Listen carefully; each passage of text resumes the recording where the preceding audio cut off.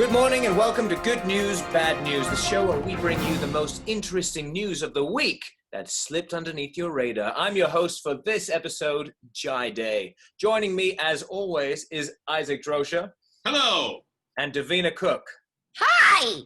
Speaking of radars, guys, here's our first news story.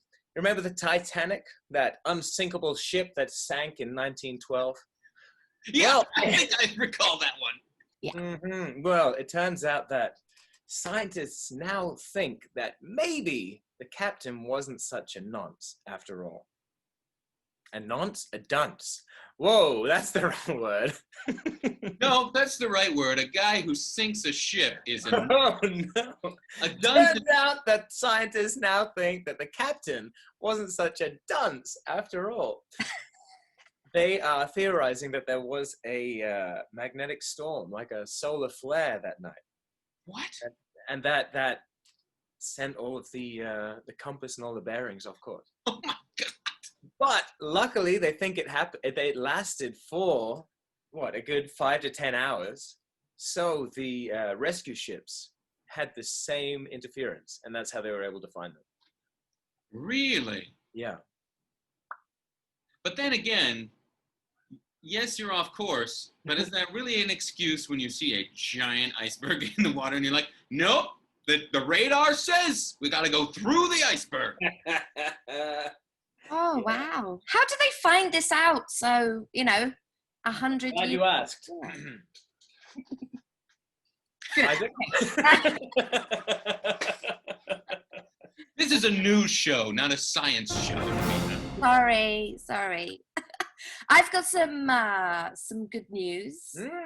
Some books were stolen near Heathrow in London by a Romanian gang, and they took them to Romania, and these are books by original first edition from Isaac Newton and Galileo and they've been found under some floorboards in a rural house in Romania. How they tracked it there sounds great for, I don't know, Yeah. Is this good news? You're really not sure, right? I'm not sure again. They've recovered these classic tomes. Why did they steal them? Is it just like worth a lot of money? Or they really like science and stuff. Yeah. A 400-year vendetta against Isaac Newton. But the news report sounds like a great, like a great film, like not like the one I saw last night, but like it was they had to dodge sensors to get into this warehouse in England, movement sensors, and they managed to steal it, but foiled by the police. So. I wish that every library was like that, with a complex set of lasers and motion detectors, and then an Indiana Jones-like room with a single book on a pedestal and a beam of light. You have to swap it out. Yeah. Well, I've got some bad news. Oh, no. Hooray! That Congress, an unnamed congressman, offered Julian Assange a presidential pardon, if he would not corroborate that the Russians had hacked the Democratic National Convention emails. This is going back to the election. So basically, they wanted to downplay the Russian connection. And if Julian Assange had said, oh, Russia wasn't involved, they would have pardoned him. And this has now come out since he's on trial for various crimes. Yeah. Well, crimes. Crimes. No, crimes as well.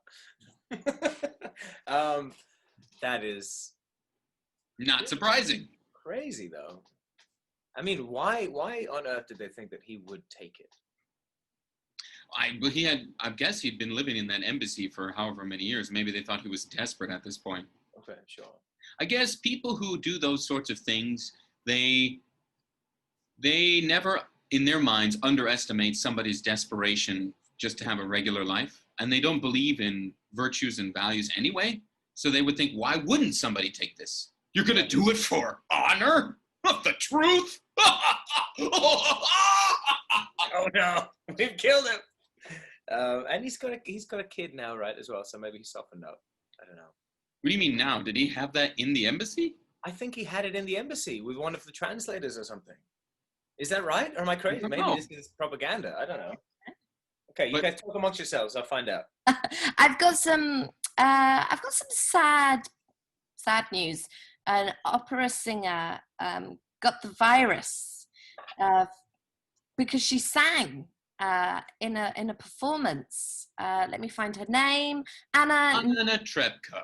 Oh, you know. Yes, and let me tell you, this is not sad news. That dumb idiot deserves to get the virus. Why? Because she got it in the Bolshoi, which is like the biggest opera house in Russia, in Moscow, singing in a cast. There's another singer who had it, Ildabar Abdurazakov. Anyway, so now not only does she have it, it's a cluster of like 30 people who have it from that. And it's because in Russia, they basically denied that the virus, they're doing the good old-fashioned, it's fine, everything's fine. Don't worry about it. Keep singing. Do it. I told you to do it. Oh.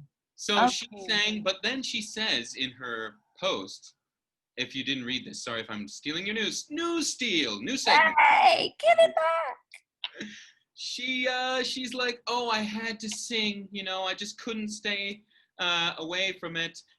Never mind that my son with autism, he's fine, and my husband also has the antibodies, which probably means that I gave it to him and he just didn't get very sick. So she's not thinking about anybody but herself. That's how I feel about it. Okay. Wow. There you go. I liked the quote she gave. She said, "Everything will be fine. The devil is not so terrible as it is described." I just thought that was such an interesting quote from your hospital bed. Do you think that's her? Or do you think that's just like a translator who's just flamboyant with his translations? She's like, I'll get through it. He's like, no, the devil, it's not so bad. Well, kudos to him, because I was like, yeah, devil, yeah, she's okay with the devil. Her and devil were like this. She probably said it. She's that kind of person. She's very, I don't know, free. I mean, you say that. Not anymore. She's in Russia with the coronavirus, being forced to sing. You said you introduced her as an opera singer. I mean, she's one of the top tips. So she's like a superstar, basically, of opera. Oh, okay. Just after Isaac the Sassman. Yeah, she wishes. There's like 10 people.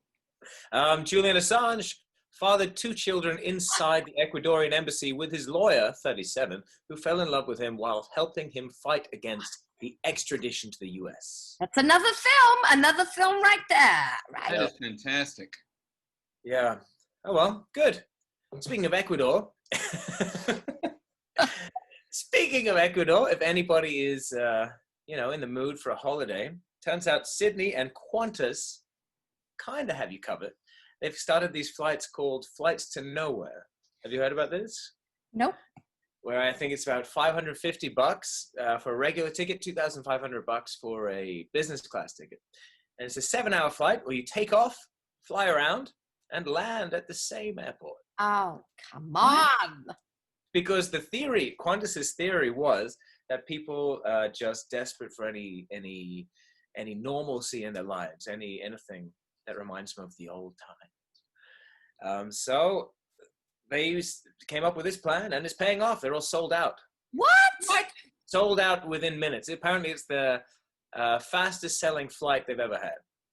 I do like a good train journey, but an aeroplane journey, no way. That's the worst part of the holiday. Hands down. New pitch: flying trains. Back to the Future? Yes. I've got a tasty number. Let me just look off camera to nothing in particular. It was, yes, that's right. If you are a spectacle-wearing handsome beast, like somebody I know, turns out you may be less likely to get coronavirus for some reason. Ah, yes. I walk around and I feel my eyes are exposed. Is that what it is? Like, because they say that you should wear goggles too, right? Goggles and masks. So is it just because? Well, they say you should wear a bag over your head, Jai. That is something different. they also do say. Yes. I don't like this episode. I'm being very mean. I love it. I love sassy Isaac. Isaac the Sassman, Drosha. Yeah, well, you know, the thing about sass is it tends to snap back and bite you in the ass, so. Ooh. Nice little rhyme. Anyway, wear your glasses, not just because they make you look sexy, but because they could save lives. On that note, stay healthy, everybody. Wear your glasses, and we'll see you next time. I've been Jai. I've been I. And I've been Davinnnaaaaa.